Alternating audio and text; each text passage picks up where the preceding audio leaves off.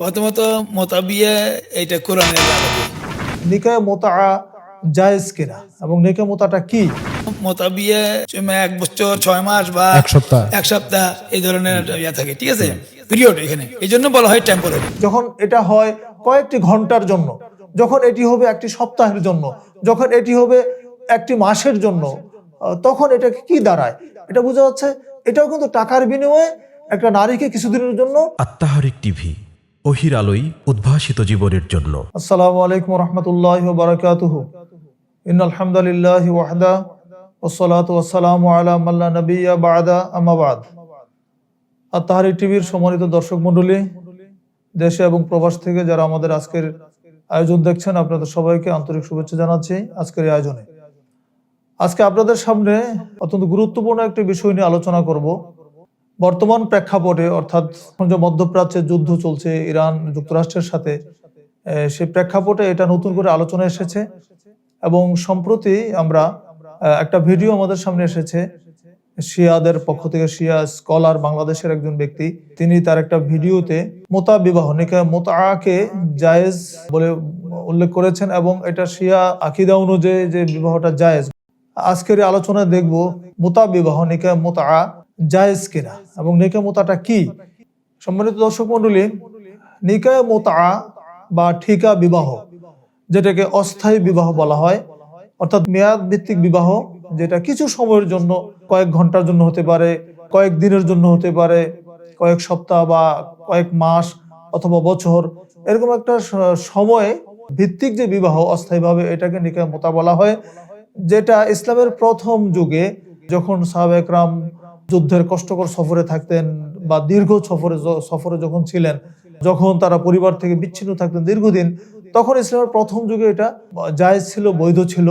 কিন্তু পরবর্তীতে রাসূল করিম সাল্লাল্লাহু আলাইহি ওয়াসাল্লাম এই বিবাহকে, অর্থাৎ নিকায় মোতা বা ঠিকা বিবাহকে চূড়ান্তভাবে নিষেধ করে দিয়েছেন, যেটা সহিহ বুখারী, সহিহ মুসলিম সহ হাদিসের অন্যান্য প্রায় সকল কিতাবের মধ্যে, সকল গ্রন্থে উল্লেখ আছে। এটা যখন হারাম হয়েছে, এটা হচ্ছে খায়বার যুদ্ধের সময়, ইসলামের বলা যায় শুরু পর্যায়ে, হিজরি 7ম বর্ষে যখন খায়বার বিজয় হলো। খায়বার বিজয়ের সময় রাসূলুল্লাহ সাল্লাল্লাহু আলাইহি ওয়াসাল্লাম নিকায় মোতাকে হারাম করেছেন।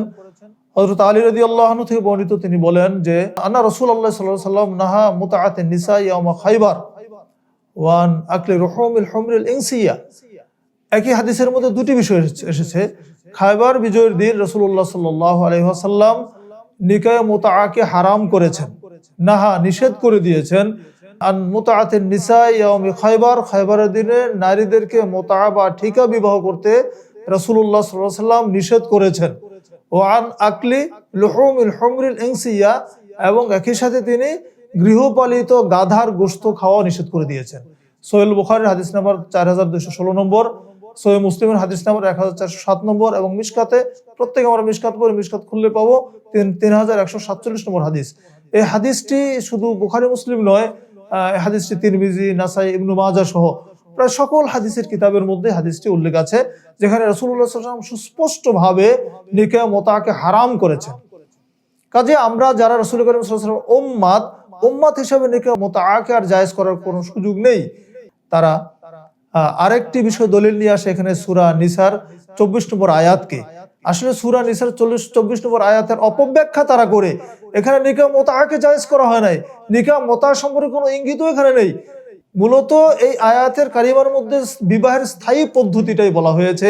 বিবাহ কাদেরকে করা যাবে, কিভাবে করা যাবে, এবং তাদের মুহরানার বিনিময়ে তাদেরকে বিবাহের কথা বলা হয়েছে, কাদেরকে বিবাহ করা যাবে না, একটা সুন্দর সংক্ষিপ্ত গাইডলাইন এই আয়াতে কারিমার মধ্যে দেওয়া হয়েছে। কখনোই নিকায় মোতা সম্পর্কে এই আয়াতের মধ্যে, অর্থাৎ সূরা নিসার 24 নম্বর আয়াতে বলা হয় নাই। কেন রাসূল সাল্লাল্লাহু আলাইহি ওয়াসাল্লাম না এটাকে হারাম করলেন?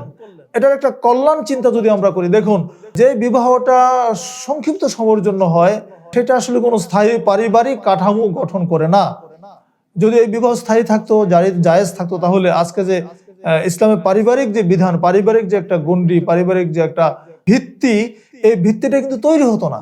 কারণ এই বিবাহগুলির নিকায় মোতাটা হচ্ছে সাময়িক সময়ের জন্য, তো সেখানে পরিবারের চিন্তা থাকে না, সেখানে সন্তানের চিন্তা থাকে না, এখানে একটা দীর্ঘ স্থায়িত্বের কোনো সুযোগ সেখানে থাকে না। যদি এটা জায়েজ থাকতো তাহলে পর্যায়ক্রমে মানুষ বহুগামিতার দিকে এগিয়ে যেত। যার অর্থ সম্পদ বেশি আছে সে তার ইচ্ছা মতো স্বাধীন মতো সে যাকে খুশি তাকে তার পছন্দ মতো এইভাবে মোতাবিবাহ করার একটা সুযোগ পেত।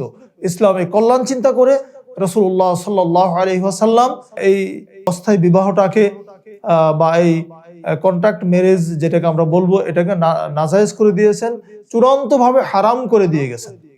শুধু রাসূলুল্লাহ সাল্লাল্লাহু আলাইহি ওয়াসাল্লাম হারাম করে গিয়েছেন এমনটি নয়, রাসূলের পরে সাহাবায়ে কেরাম, তাবিঈন, ইজম, তাবাঈন, আইম্মে মুস্তাহিদিন, ইসলামের চারজন ইমাম যাদের নামে 4টি বড় বড় মাযহাব আছে, তারাও কিন্তু এই নিকাহ মুতাকে জায়েজ বলেন নাই।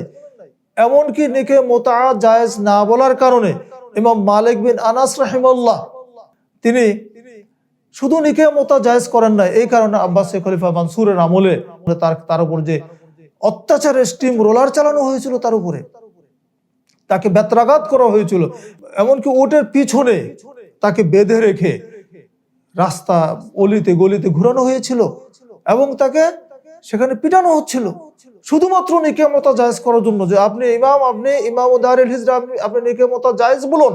তিনি বলেছেন, হে বাগদাদের অধিবাসীরা শুনে রেখো, যারা আমাকে চিনো তারা তো চিনোই, আর যারা আমাকে চিনো না তারা জেনে রেখো, আমি ইমাম মালিক বিন আনাস আমি কখনোই নিকাহ মুতাকে, এই অস্থায়ী বিবাহকে, ঠিকা বিবাহকে আমি জায়েজ ফতোয়া দিব না।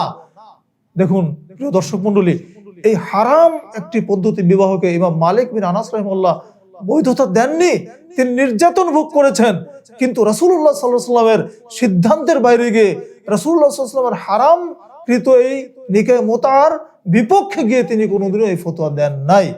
প্রিয় দর্শক মণ্ডলী, আজকে শিয়ারা, শুধুমাত্র সারা বিশ্বের শিয়া অনুসারী যারা, শিয়া মতাবলম্বী যারা, শিয়া আকীদার অনুসারী যারা, তাদের মধ্যে নিকাহ মুতা বা এই ঠিকা বিবাহটা জায়েজ আছে, অথবা এর বাইরে মুসলমানদের মধ্যে, সুন্নি মুসলমানদের মধ্যে এটা জায়েজ নেই।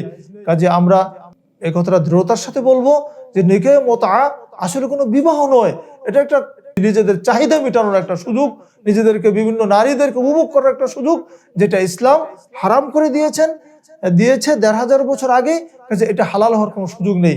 আজকে শিয়ারা যারা এটাকে হালাল বলছে, তারা একটা অন্যায়ের মধ্যে আছে, একটা ভুল সিদ্ধান্তের মধ্যে আছে।